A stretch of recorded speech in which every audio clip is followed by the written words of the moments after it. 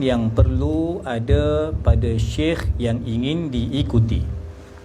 Tuan-tuan, jadi kita nak tengok apakah dia syarat-syarat yang perlu dimiliki bagi seorang yang ingin melaksanakan amanah al-irsyad at-tarbiyah, bagaimana dia ingin membawa murid-muridnya menuju kepada Allah Subhanahu wa taala.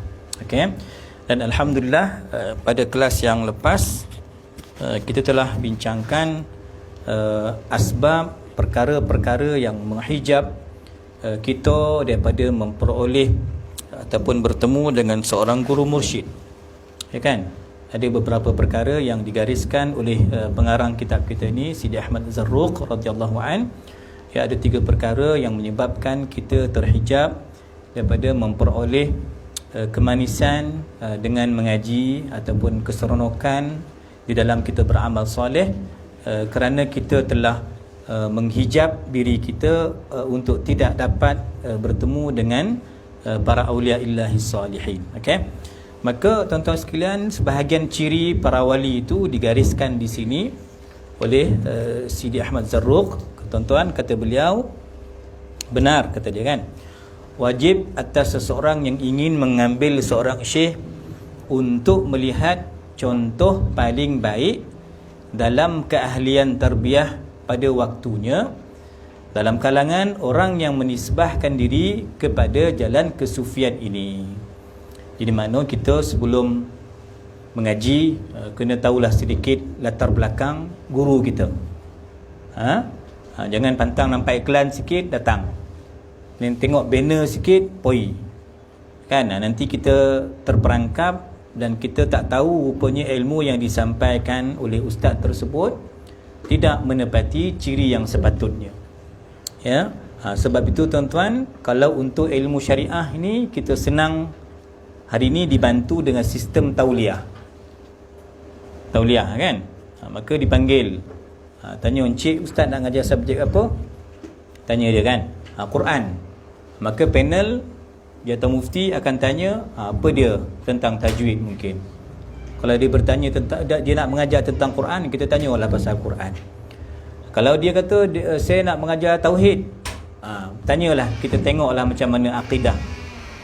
Dan tuan-tuan, pengalaman kita ada juga seorang 2 guru yang temuduga kita tak luluskan. Dia nak mengajar apa? Tauhid. Tauhid mana? Dia kata tauhid 3. Tauhid 3. Macam mana tauhid 3 ni? Macam mana? Itulah. Ya, tentang asma' sifat. Ya, tentang apa? Kita sebut apa? Ustaz Ridha, tauhid 3 ni? Asma' wa sifat. Sebelum tu kita ada apa? 2 yang asasnya dibaca. Uluhiyah rububiyah kan? Uluhiyah rububiyah asma' wa sifat. Belajar mana ni? Cik Ustazah, saya belajar Gontor. Lagi belajar mana? Bogor. Kan? Belajar yalah overseas ataupun dia belajar, dia anggap bahawa tak ada masalah dari sudut akidah tu. Tapi kita kata ini akidah yang puan nak mengajar ni tak selari dengan apa yang kita pegang di Negeri Sembilan. Kita tak terima pendekatan tauhid 3. Kita pakai manhaj Asy'ariyah Maturidiyah. Maka dia kata dia tak tahu pula salah apa yang dia belajar itu. Buat perbandingan tuan-tuan sekalian. Maka sebab itu kalau dia dah ada bau-bau kat situ, tak lulus tauliah untuk mengajar tauhid, tak boleh. Tapi dia pakar Quran. Saya pernah temu dulu seorang ustazah tu yang pada Bogor ni, bukan Bogor Pondok Syekh Nuruddin tu, pondok lain lah. Dia belajar satu institut apa tak tahulah tuan-tuan. Ada diploma dia pengajian Islam dan sebagainya. Tapi dia punya tauhid, dia main Ibn Taymiyah punya pegangan. Tapi tajwid dia memang best. Makhraj dia power. Dalam kepala semua hukum hakam. Okey. Ustazah boleh mengajar tajwid saja, Quran saja. Tauhid jangan ajar. Jadi kita mesti tentukan bidang dia, tuan-tuan. Itu kalau dalam bidang yang senang kita nak ukur. Okey, dari bidang syariah tadi, dari sudut tauhid kita tanya dia, dari sudut kesufian kita tanya dia, awak nak mengajar tasawuf, nak baca kitab apa, tanya. Saya baca Bidayatul Hidayah contohnya kan, Sairus Salikin, boleh baca. Dulu mengaji mana? Yaman, kata dia. Oh, Yaman, bagus. Cerita Yaman apa yang Habib Umar mengajar, dia ceritalah. Yang tu memang layak mengajar.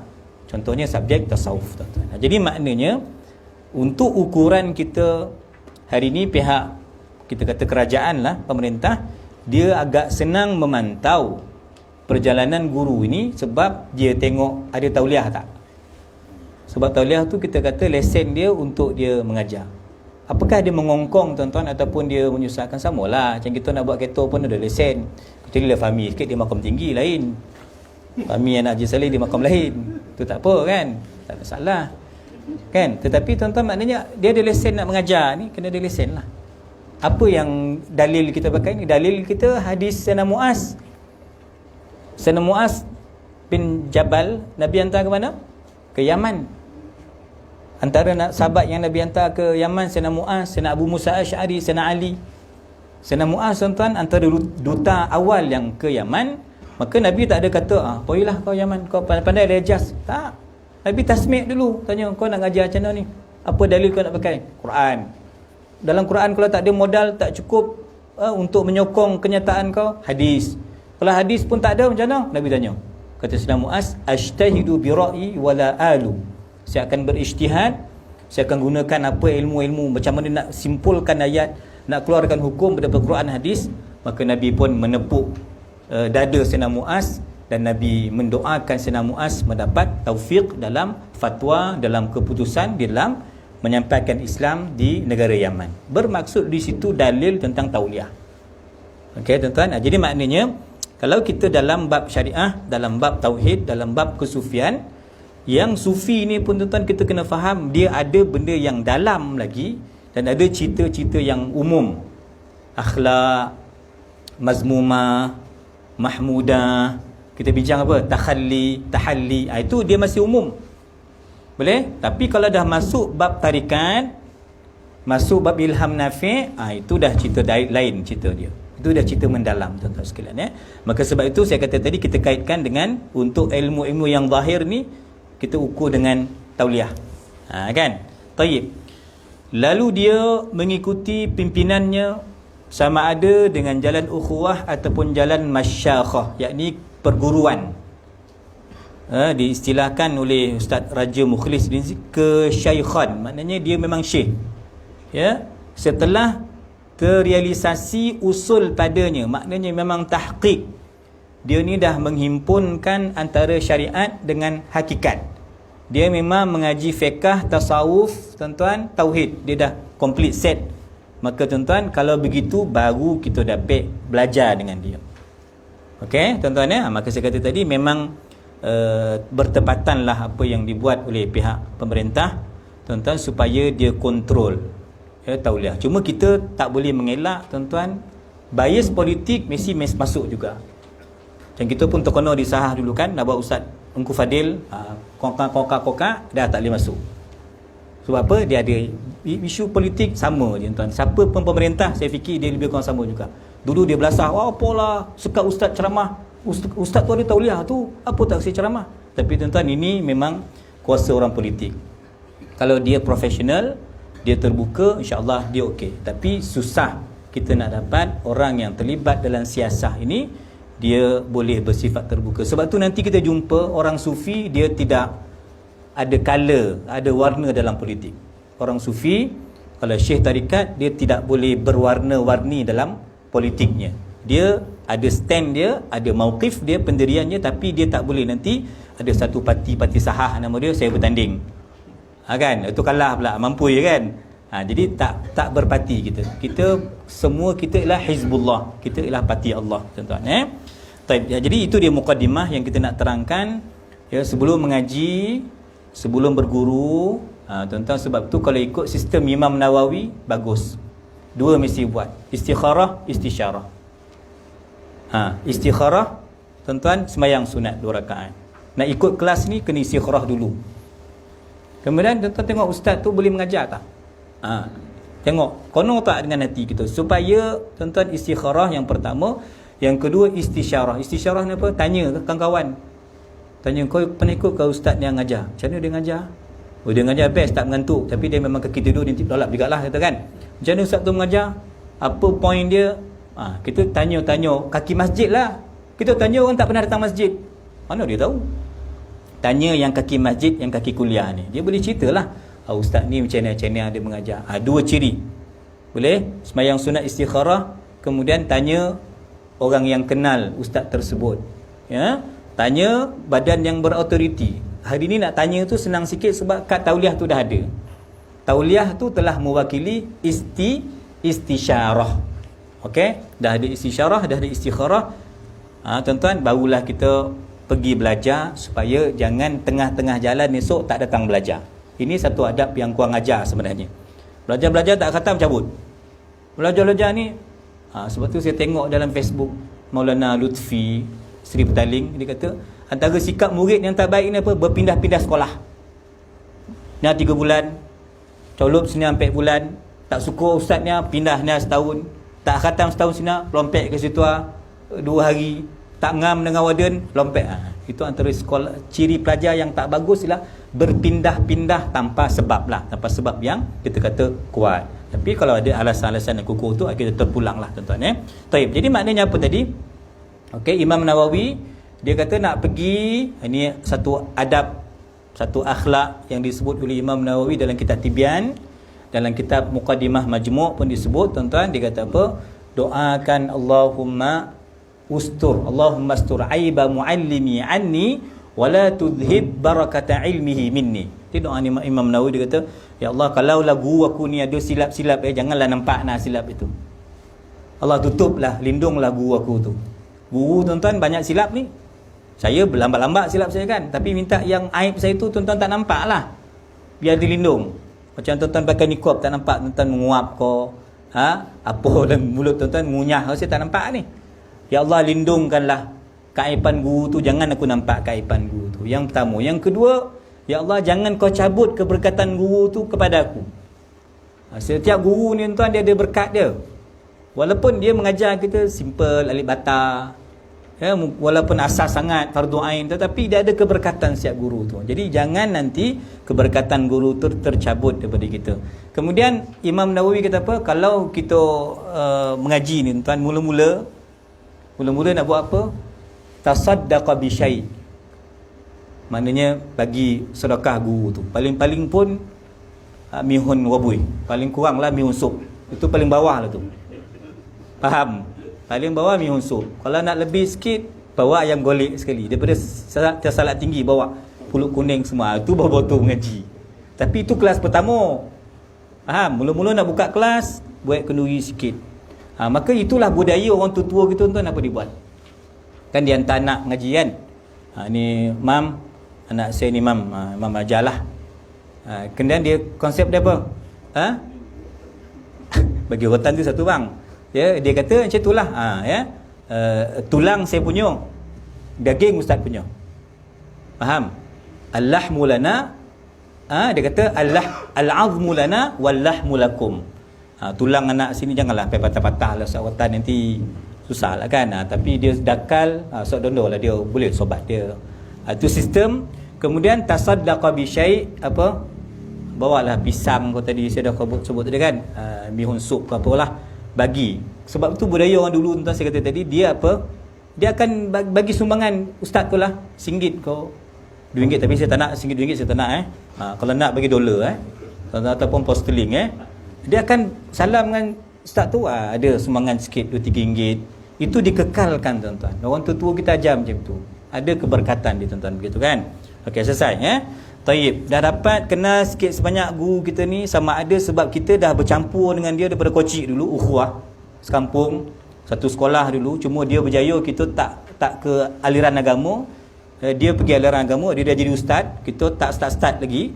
Itu kita kenal dia sebab itu. Ataupun jalan memang dia dah jadi syekh, kita tak kenal dia, tapi dia dah dapat satu keilmuan, dia iktiraf keilmuan dia, dan telah terrealisasi usul dia.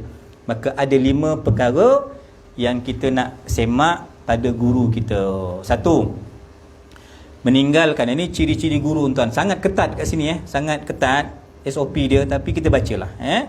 Yang pertama, meninggalkan tamak dengan ketinggian keinginan. Tuan-tuan, maknanya apa tuan-tuan? Jangan guru tu sama berobot-robot lah dengan orang lain dalam bab keduniaan.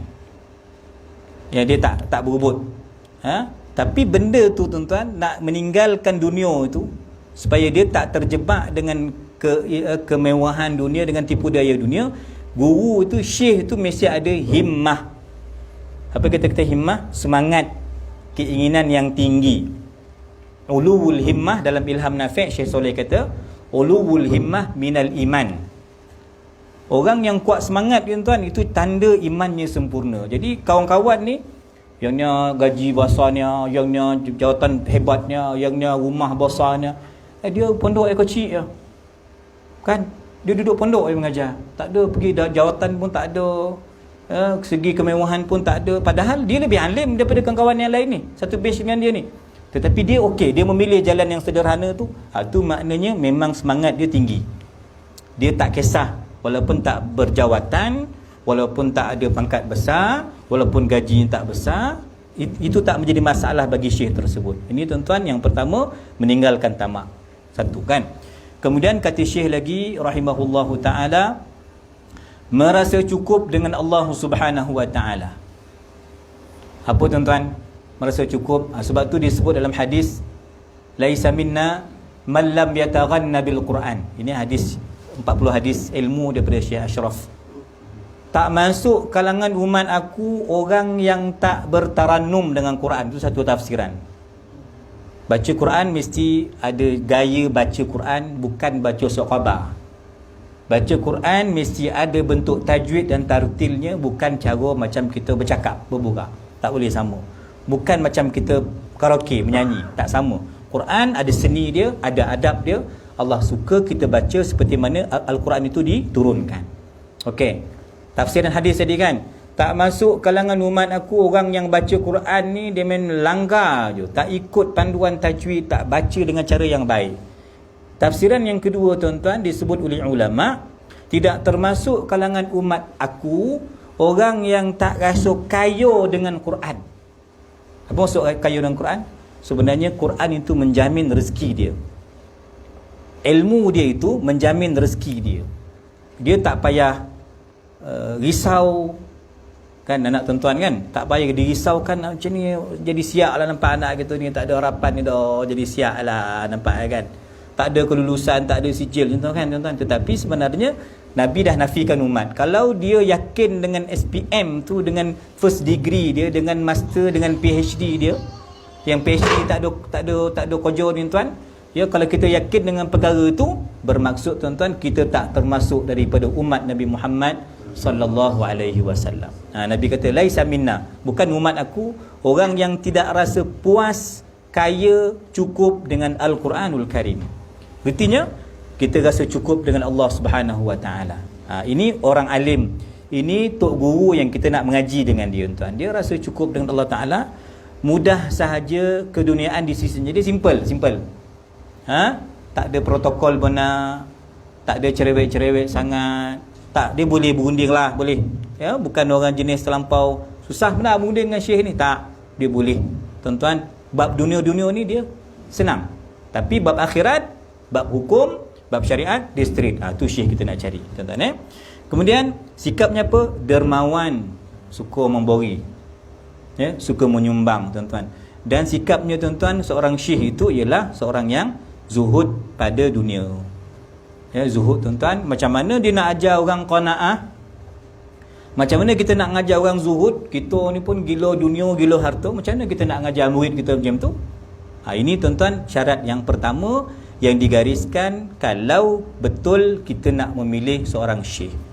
Taib. Yang kedua, ya, sentiasa menggunakan akhlak mulia secara tabiatnya ataupun secara praktisnya. Maksudnya tuan-tuan, syarat yang kedua ni apa? Memang akhlaknya boleh dicontohi, akhlaknya tidak dipersoalkan, tuan-tuan. Ini yang kedua.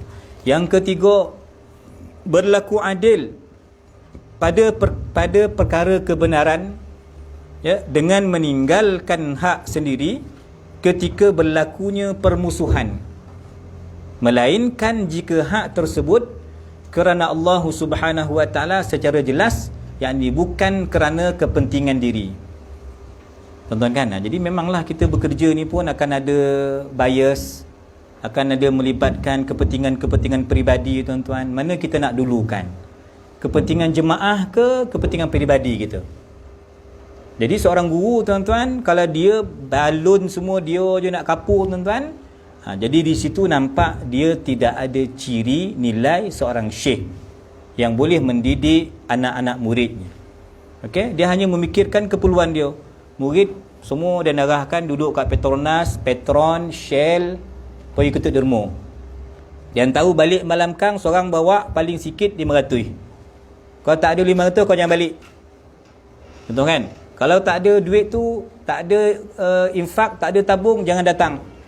Contoh tuan-tuan kan, mengambil kesempatan tuan-tuan untuk kepentingan peribadinya. Ini memang ujian-ujian yang berlaku kepada badan-badan dakwah.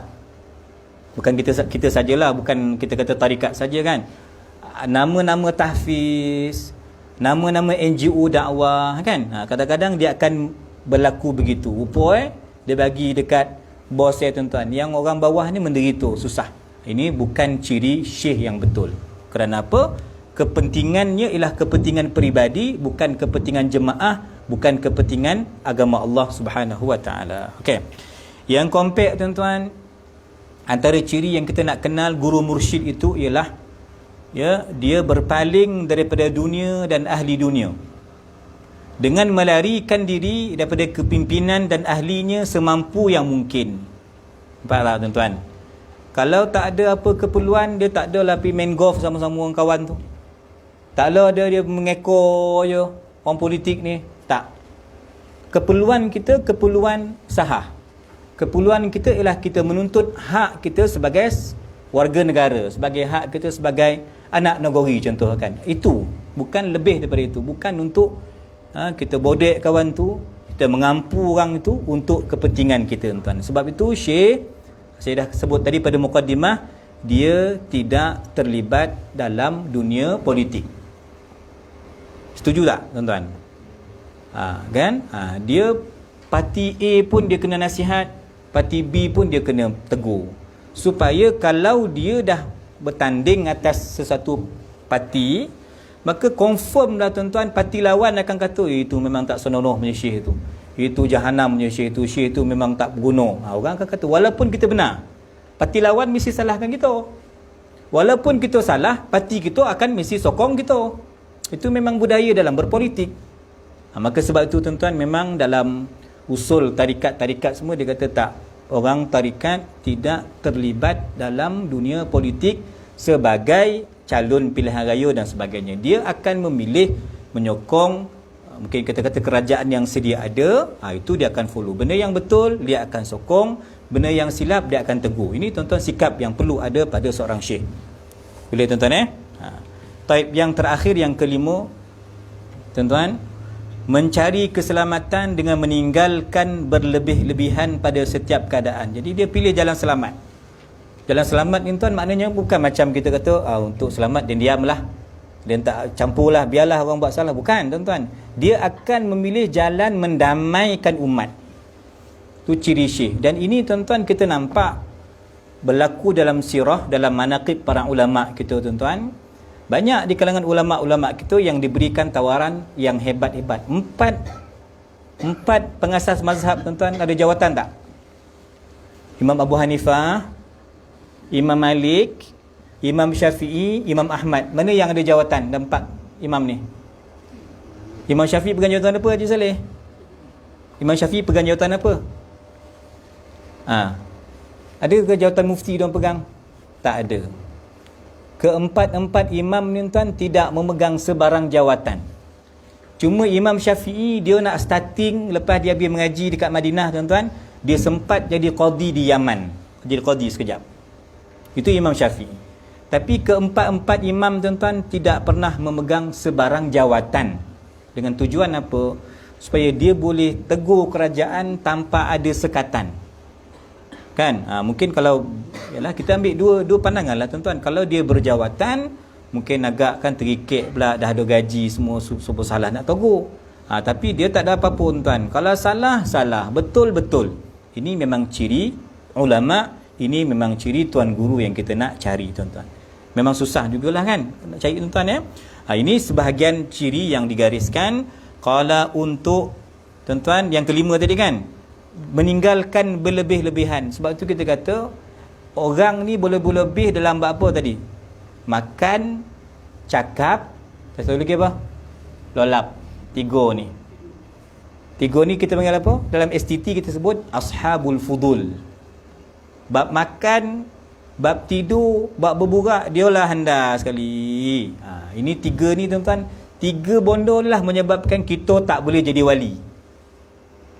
Maka untuk buang ashabul fudul ni tuan, kita kena jadi ashab, tuan-tuan apa dia? Ashabul usul. Usul ni adab. Jaga adab, mengaji dengan adab, ke rumah Allah Ta'ala dengan adab, dengan ibu ayah kita dengan adab, kawan-kawan sepengajian kita dengan adab kan. Itu menjaga adab itu, orang itulah orang yang cinta kepada tasawuf. Mudah-mudahan kita lah yang tu kan, insya-Allah. Sebab sebelum sampai kepada tahap ashab al-wusul, usul ni dah sampai. Dah sampai ni tuan, para ulama yang kita nak cari ni yang wasil, yang dah sampai. Kita ni salik. Kita tuan-tuan sedang bersuluk, sedang berjalan. Walaupun perjalanan kita ni tempang, betul? Cacat. Ponik Kang Hongeh berhenti dulu. Kita ni tak ada mood tuan-tuan, dah tak berzikir kita. Tutup sahah tu, tutup sahah Maridah ni kita, yes, kita syukur, tak ada zikir, bagus. Online, share online lah seorang-seorang. Pandai-pandai lah kau online. Dia nak cacat, dia terima kasih Syekh. Tapi dia tak ada, terima kasih. Lepas tu pergi makan. Yang unsur, nyanggang, pergi tengok bola dia. Nama aku masuk dalam Facebook Syekh dia, okey lah, settle lah. Kan? Kita punya mood ni tuan-tuan, ashab kita ni, kita bukan orang yang usul. Kita tak usul. Kita cuma nak jaga usul. Kita belum wasal, usul sampai. Kita cuma nak menjaga adab je. Kita jaga adab tuan-tuan, dapatlah kita keseronokan dalam kita bertarikat, dapatlah kita keseronokan dalam kita bertasawuf. Jangan boleh-lebih. Ya kan? Itu maksud tuan. Okey guys. Untuk merealisasikan perkara-perkara tersebut adalah dengan jadi digariskan ada 6 perkara tuan-tuan, 7 perkara. Apa nak buat tuan-tuan? Nak dapat guru yang mursyid ni. Satu, belajar syukur. Alhamdulillahilladzi, kata Sayyidina Hasan Basri, baca alhamdulillahilladzi bi ni'matihi tatimmus salihat. Baca yang tu nikmat bertambah, nikmat kekal. Alhamdulillah. Belajar bersyukur. Redha. Tuan-tuan redha dengan apa yang Allah berikan. Yang ketiga, tuan-tuan, kalau tak dapat, kita tak kecewa. Kita tidak putus asa. Tu syarat yang ketiga tuan-tuan. Yang keempat, tidak suka mencarinya melainkan sekadar keperluan. Jadi kalau keperluan dunia kita ni, kita cari sekadar yang kita nak pakai, sekadar yang cukup dengan belanja kita sahaja. Yang selanjutnya, tidak membentangkan diri untuk manfaat umum. Dunia orang awam. Artinya kita tak sukalah mewar-warkan kelebihan kita, amalan kita, bercerita tentang kelebihan kebaikan kita, keluarga kita, anak-anak kita. Tak. Kita cuba kontrol, kita cuba jaga perkara tu. Yang keenam, sangat ingin untuk menyenangkan hati orang dengan apa yang tidak merosakkan keagamaan. Apa tuan? Pandai burak. Bukan temberang goreng tu. Pandai burak ni tuan, pandai mujamalah. Pandai bercampur orang tua dengan budak-budak, macam mana nak gurau. Dengan acik-acik tuan, macam mana kita nak campur dia. Pandai yang biar hati tuan-tuan ya. Selagi benda tu tak merosakkan hukum, ya, tak meminda hukum, tak merosakkan agama, kita pandai menyenangkan hati orang, bagi orang semangat, contoh kan, menenangkan orang. Kalau ada keluarga kita ada yang ditimpa musibah, kita doakan. Begitulah. Kalau ada yang berjaya, kita cakap mabruk. Ini sikap. Dengan sikap ini tuan-tuan, yang keenam ni, dan yang ketujuh yang terakhir, meninggalkan keburukan, sama ada keseluruhan ataupun terperinci. Dengan 7 ciri ni tuan, Allah akan hadirkan dalam diri kita syekh yang mursyid. Bermaksud untuk dapat syekh yang murabbi, kita nak bertemu dengan wali Allah Ta'ala, dia punca daripada kita. Kita yang bersungguh-sungguh mencari dengan memenuhi 7 kriteria yang digariskan di sini. Okey, tuan-tuan kesimpulannya, kesempurnaan itu ada 3, iaitu pada akal, yang kedua pada marwah, yakni akhlak, dan yang ketiga pada agama. Tuan-tuan kalau ini 3 perkara ni terhimpun pada diri seorang tuan, maka insya-Allah itulah yang dikatakan sesiapa yang sempurna akalnya, sempurna akhlak maruahnya, sahih keagamaannya, maka dialah seorang yang kita anggap kamil. Apa kamil? Sempurna dari sudut ubudiyah, dia memang hamba Allah Ta'ala, menjaga hubungan dengan Allah dan juga menjaga hubungan sesama manusia. Itulah syekh yang kita idam-idamkan. Betul tak tuan-tuan? Kita bukan nak syekh yang dia wali seorang diri.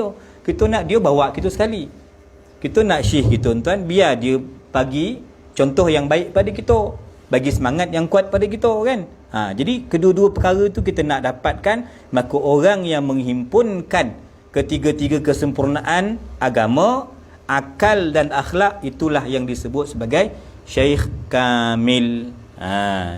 Jika dia tidak mempunyai sebahagian cabang daripadanya, maka tidak mempengaruhi kesempurnaannya, dan jika berlaku sedikit kekurangan, maka itu tidak mencemarkan kesempurnaan tersebut. Sebab nanti tuan-tuan, pada nota kaki 27 tu, tuan-tuan nak faham ciri wali. Okey, wali ni apa tuan? Wali tu nabi ke? Tak. Luqmanul Hakim nabi ke siapa? Tak, Luqmanul Hakim bukan nabi. Luqman itu wali, orang soleh, Luqmanul Hakim. Walaupun nama dalam Quran, walaupun metod pendidikan dia dipakai tuan-tuan, dia bukan nabi. Dia manusia biasa, tapi orang soleh yang merupakan wali Allah Ta'ala. Al-Khidir, Sayyidina Khidir tu macam mana? Nabi ke wali? Tu di situ ada khilaf. Ya, Nabi Khidir tu apakah dia nabi? Walaupun kita dah sebut Nabi Khidir, kebanyakan kita berpegang dengan Nabi, tapi tak muktamad, bukan ijma' ulama' mengatakan dia Nabi. Ada juga pandangan kedua yang mengatakan dia wali, bukan Nabi. Tu Nabi Khidir alaihi salam. Tuan-tuan kalau kita kata dia Nabi ataupun wali, bermaksud tuan-tuan, semua yang selain Nabi itu dia terdedah kepada apa? Kesilapan. Okay, wali boleh silap. Jadi kalau kita nak cari wali tuan-tuan, adalah kurang sikit. Cara dia makan tak berkono dengan cara kita makan. Ada benda-benda yang sunnah yang ditinggalkan, kan? Ada benda-benda yang tak berapa kono dengan adab. Bondo kocik-kocik sikit tuan-tuan, itu boleh dimaafkan. Itu dianggap sedikit kekurangan sebab dia bukan nabi. Dia wali. Wali itu bukan maksum. Tuan-tuan wali bukan maksum. Sebab tu Ustaz Raja dalam nota kaki tu disebut, tuan guru beliau Syekh Yusuf Bakhur tuan-tuan, Habib Yusuf Bakhur Al-Hasani, hafizahullah ta'ala, masih hidup lagi tuan. Habib Yusuf ni masih hidup lagi. Saya ingat umur dia 80 lebih dah. Saya mengaji dengan Syekh Yusuf ni tuan sejak di Mesir lagi ni. Cuma dia tarikat Asyadiliyah. Tarikat kitab kita ni, tarikat yang dia terjemahkan oleh Ustaz Raja Mukhlis. Pondok dia pondok Raudah Ustaz Nasir Jompu. Kalau Syekh Yusuf datang, ke Jompu lah dia, ya, mendidik dia punya anak didik dia. Jadi Syekh Yusuf Bakhur tuan-tuan ni khabar apa? Saya ambil sanad kitab Ihya di Rumah Negeri Sembilan dulu di Kairah dengan Syekh Yusuf Bakhur ni tuan-tuan. Kata Syekh Yusuf Al-Hasani, tuan-tuan dia kata apa? Al-Kamil ni apa? Bukan maksud kamil itu tuan-tuan, dia tak ada salah, tapi dia orang yang sentiasa kalau terlanjur tersilap, dia cepat muhasabah, cepat taubat, cepat balik kepada keadaan yang benar. Tuan-tuan, itu maksud syekh yang kamil. Kamil bukan bermaksud maksum, tuan-tuan. Jadi itulah yang mudah-mudahan sedikit perbincangan kita, lebih kurang 40 minit malam ni, ya, mudah-mudahan ada kebaikan yang dapat kita peroleh daripada bacaan kitab pada malam ni. Dan memang tuan-tuan sekalian, bahawa kita mengikut manhaj para ulama, kita mengikut dengan cara yang benar tuan-tuan sekalian, yang diperturunkan ahwal tersebut kepada para sahabat Nabi radhiyallahu anhum ajma'in, kepada kumpulan-kumpulan salafus salih tuan-tuan. Itulah yang kita ikut.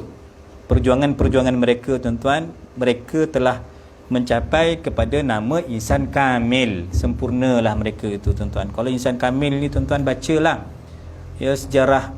Contoh yang saya sempat tengok tadi, Sayyidina Khubayb bin Adi ni kena tawan dengan orang musyrikin tuan-tuan. tapi dia dalam bergari tu datang anggur kat dia.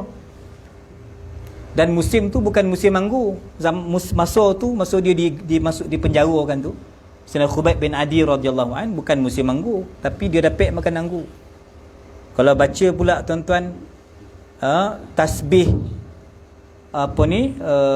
makanan bertasbih pada dulang Sayyidina Salman Al-Farisi dengan Sayyidina Abu Darda, kan, dalam dulang tu makanan bertasbih. Ini semua karamah-karamah. Dan seorang lagi sahabat tuan-tuan ataupun tabi'in, Sayyidina Ala Al-Hadrami, ini pun jarang kita dengar nama beliau, ya, dengan tenteranya selambak tuan-tuan, kuda menyeberang lautan. Ala Al-Hadrami tuan-tuan, sikit pun tak basah.